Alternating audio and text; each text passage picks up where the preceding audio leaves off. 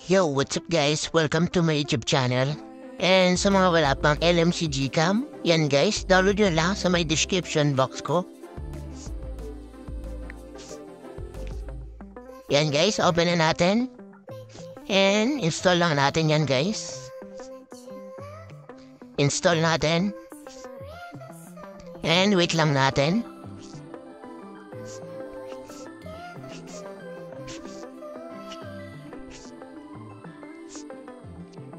Yan, open na natin. And guys, while using the app lang natin lahat. And allow natin. And done. Tapos click natin yung arrow sa may taas. Tapos click natin dun sa may more settings. Yan. Tapos dun tayo sa may config settings.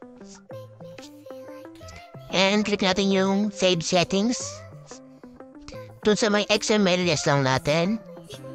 Yan guys. And magbabak tayo. Map natin. Yan guys. And yan na guys, makikita nyo guys yung XML. Pwede na tayo mag-add ng config. And magbak tayo. And yan guys, dun tayo sa my C Achiever. Kung wala kayo nito guys, mag-download lang kayo sa my Play Store, Say Achiever. Yan. And yan na guys yung dinownload natin sa may description box ko, yung mga config. And click natin dun sa may tatlong dot sa taas. And multi-select lang natin. And select lang natin yung mga config. And click natin matagal. Click natin yung cut.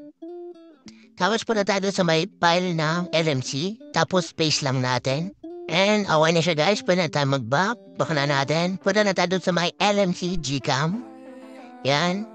And click lang natin guys. Double click or triple click lang natin yan guys. Yung sa may block. Yan guys. And click natin sa may arrow. Yan na guys yung mga config natin. Yung iPhone Color version 8. Lagay natin doon sa may auto. And import lang natin. And yan na siya guys. Ito na guys. Try na natin.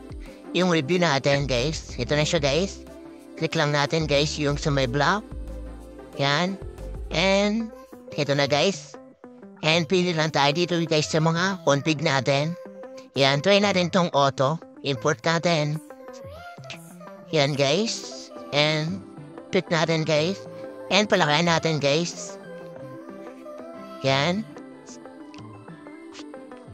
Ito na guys yung sa may version 8 natin. iPhone. And mag-detect tayo ng shot. Eh, yan na siya guys. Check natin guys kung gaano paganda. Yan. Doon tayo sa guys sa may clover leaf, no?